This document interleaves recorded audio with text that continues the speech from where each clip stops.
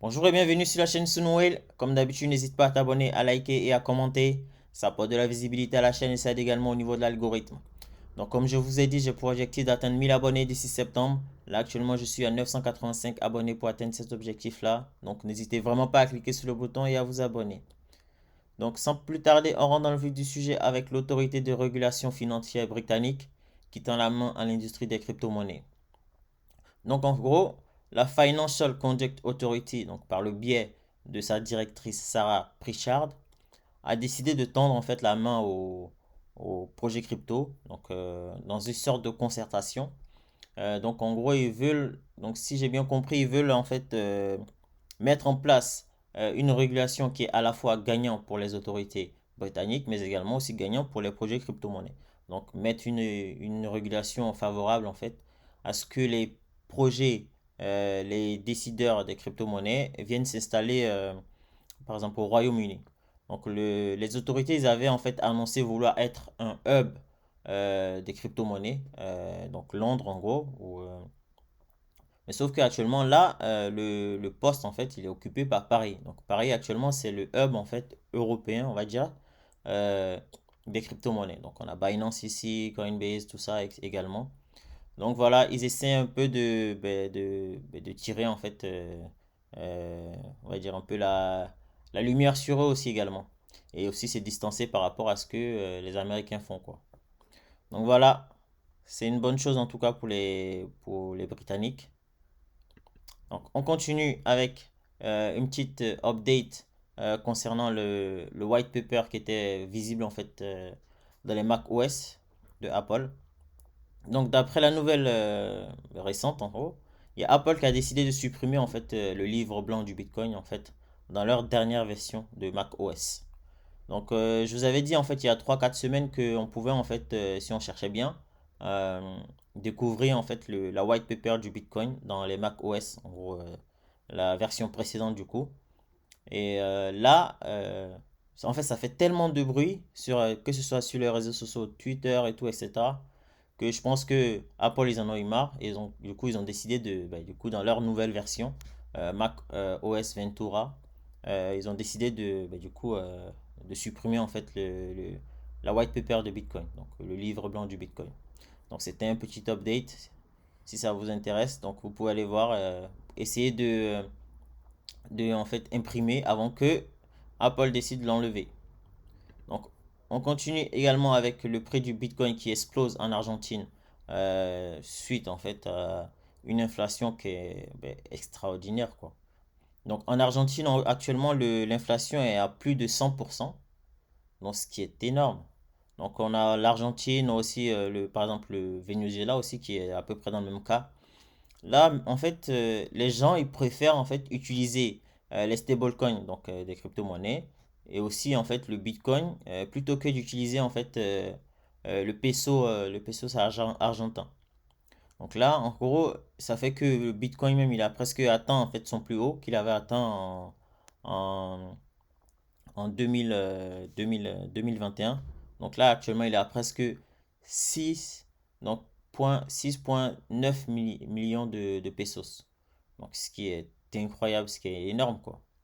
Donc voilà. Et d'ailleurs, en fait, vu qu'ils sont dans le mal actuellement, les Argentins, euh, ils ont reçu, en fait, en gros, on va dire, une offre empoisonnée de la part de la FMI, donc du Fonds monétaire international, leur disant qu'ils étaient prêts en fait à aider l'Argentine, mais à une seule condition, qui est que en fait les autorités argentines devaient en fait décourager l'utilisation pardon des crypto-monnaies en fait dans le pays. Donc en gros faire en sorte que les cryptos en fait soient on va dire interdits dans le pays quoi. Sauf que ça n'a pas l'air de fonctionner en fait parce qu'il y a de plus en plus de personnes qui s'intéressent au Bitcoin, aux crypto-monnaies, donc aux stablecoins.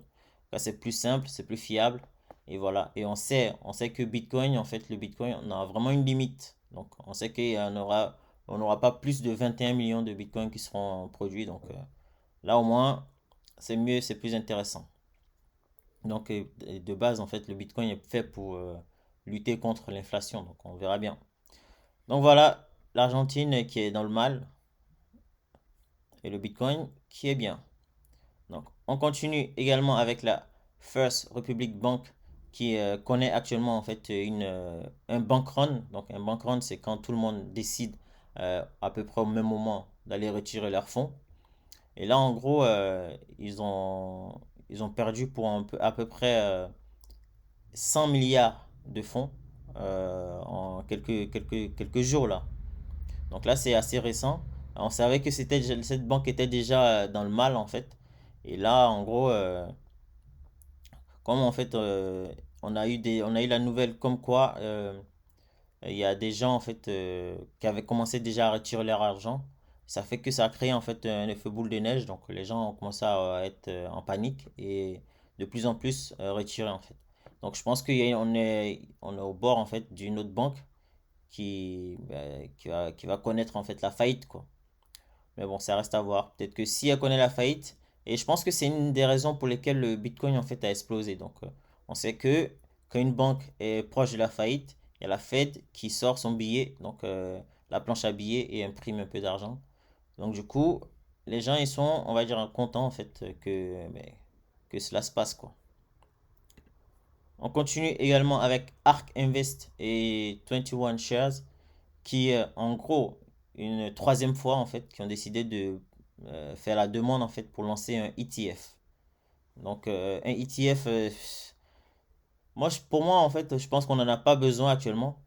Avant, je pense en 2018, en 2019, on jurait que par le ETF. Donc, en gros, c'était quand on avait une nouvelle comme quoi il y avait une entreprise qui allait proposer un ETF ou qui allait peut-être avoir l'autorisation de proposer des ETF.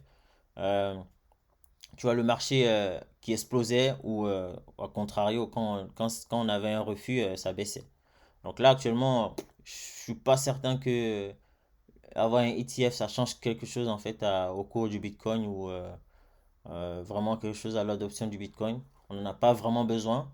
Mais bon, en tout cas, ça va être leur troisième tentative. Donc ils ont échoué deux fois. On va voir si ça passe cette fois. Donc voilà, Ark Invest et 21 Share qui proposent en fait en gros de lancer un ETF. Donc comme d'habitude, on se quitte avec une petite vision sur les crypto-monnaies. Donc là, on a petite chute en fait des crypto-monnaies. C'est assez rouge là aujourd'hui. On a le plus gros gagnant aujourd'hui qui est Multiverse X. Donc un projet d'origine roumaine. Donc si vous connaissez. Et donc du coup, si ça vous a plu, n'hésitez pas à liker, à commenter et à vous abonner. Et nous, on se retrouve très prochainement pour d'autres actualités crypto-monnaies. Ciao!